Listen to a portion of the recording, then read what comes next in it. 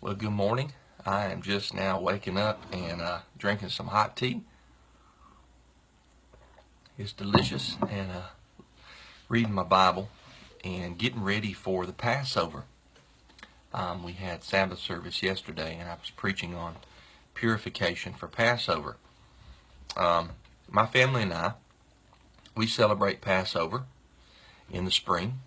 I haven't been able to find where either the Messiah or his earliest apostles and disciples celebrated Ash Wednesday, Lent, leading up to Easter.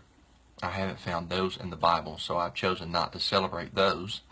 And instead, I've opted for the spring feast that the Messiah, his apostles and disciples did celebrate. That is the festival of the Passover and the Feast of Unleavened Bread. And Passover can be read about, I guess, in the most detail in Exodus chapter 12, if you've yet to do so. But we have time now. It's about 3 weeks until Passover. Passover will be roughly in 3 weeks, the next full moon that rises.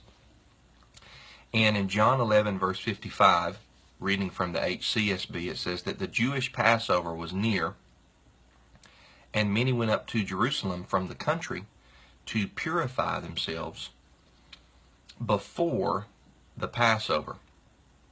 Don't let the phrase the Jewish Passover. That simply means the Passover of the Judahites, the house of Judah. The law was given to Israel in the Old Testament. Psalm 147 says that's the only nation that Yahweh specifically gave his instruction manual to, was the nation of Israel. And at this time, the house of Judah was whom Yahweh was dealing with, because the house of Israel was divorced. So when it says that the Judahite Passover was near, it's not talking about a different Passover or some kind of odd Passover. It's talking about Yahweh's Passover that was given to the house of Judah. The house of Judah celebrated. As you see in the second reference in verse 55, it's just called the Passover. Many went to purify themselves before the Passover. So, what I want to center in on this morning is purification and sanctification. I preached about this yesterday. We have the opportunity before the Passover gets here to purify and to sanctify. In this context, in John 11, they were going up to the place that Yahweh had chosen for the central location of the feast days at this time in the nation of Israel, in Canaan land, as was given in the Old Testament to the Israelites. And they were going to purify themselves before the Passover ever got there. In other words, they were making a conscious effort to prepare properly before the banquet got there. If you hold a banquet or a wedding, you don't wait until the day or the hour that the banquet is to take place and then start preparing. No, you prepare at least days in advance, and probably weeks, if not months in advance for some celebrations.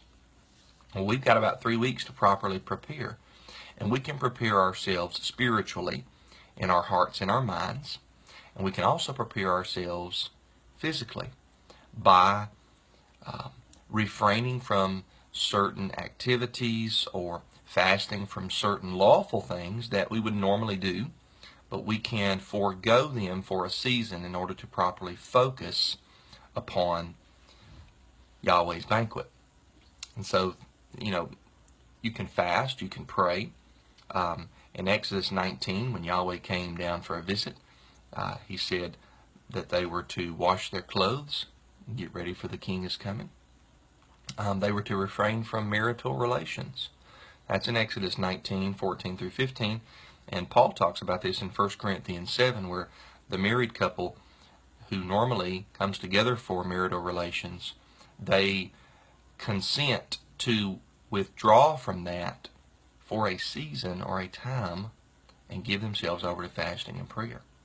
So there are a number of things that we can do to purify, to get our minds and our hearts ready for the Passover season.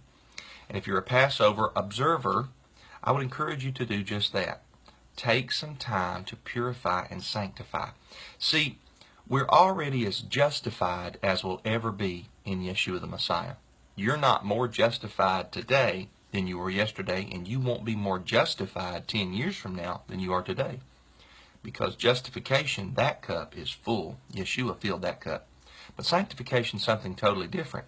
It is attached to justification, and everyone that is justified, that is declared innocent in Yahweh's court, will be sanctified and grow in their sanctification little by little, bit by bit, as Yahweh works upon their hearts and their minds with His Spirit.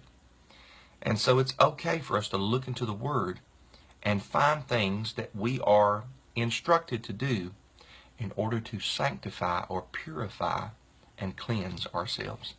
So I'm hoping to get the full message that I preached up on the website soon, ministersnewcovenant.org. This is just kind of like a little introductory video, and one maybe that you can take and go read and cross-reference your Bible verses to. I hope you have a great day, and that's my thought. Shalom.